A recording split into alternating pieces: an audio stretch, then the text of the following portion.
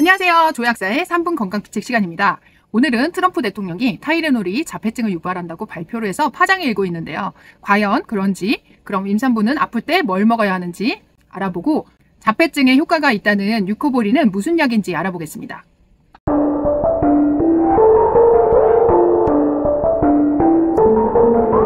자폐증은 일단 신경계 질환입니다. 신경은 산소를 가장 많이 필요로 하는 기관입니다.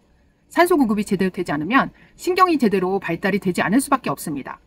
자폐증의 원인을 살펴보면 산모가 당뇨, 갑상선 이상, 영양 불균형, 신경을 손상시키는 중금속, 대기오염, 살충제에 노출되었을 가능성이 있을 경우 등 여러 가지 원인이 있습니다.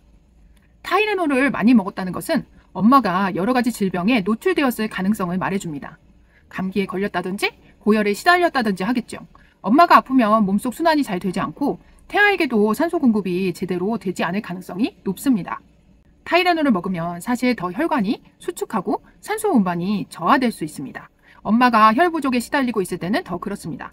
그래서 제 생각에는 산소 공급을 늘리기 위해 부교감 신경을 활성화시켜주는 설맥과 같은 천연철을 최대한 임신 전부터 많이 복용을 하시고 평상시에는 심호흡을 많이 하시는 습관도 자폐증을 예방할 수 있는 방법이라 생각합니다. 그럼 임산부가 아플 때는 타이레놀 대신 뭘 먹어야 할까요? 저는 아파도 타이레놀 등 여러 가지 의약품을 먹지 않은 지가 10년이 넘었습니다. 물론 잘 아프지도 않지만 아프면 이 밀정 골드를 먹습니다.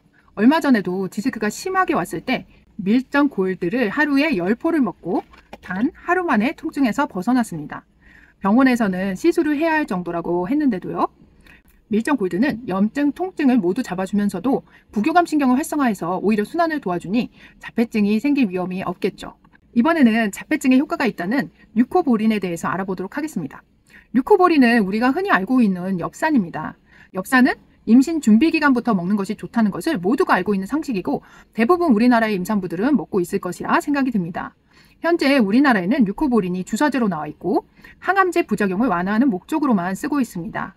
미국에서는 유코보린이 먹는 약으로도 나와 있는 것으로 알고 있습니다. 의사 처방전이 있어야 하는 전문약이고요. 미국에서도 아직 정식으로 자폐증에 허가가 나지는 않았습니다. 물론 엽산이 신경을 재생시키고 구성하는데 중요한 요소이긴 하지만 자폐증은 꼭 엽산이 부족해서 생기는 것이 아니기 때문에 엽산을 먹여보시고도 효과가 없을 가능성도 있습니다.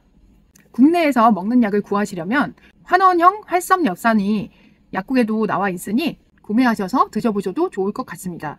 아까도 말씀드렸지만 신경은 산소를 가장 많이 소모하는 기관입니다.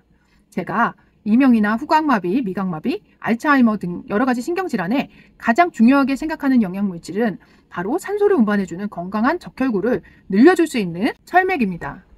철맥 스피드는 액상으로도 나와 있어서 어린 아기들도 많이 먹을 수 있으니 같이 시도해 보시면 좋을 것 같습니다.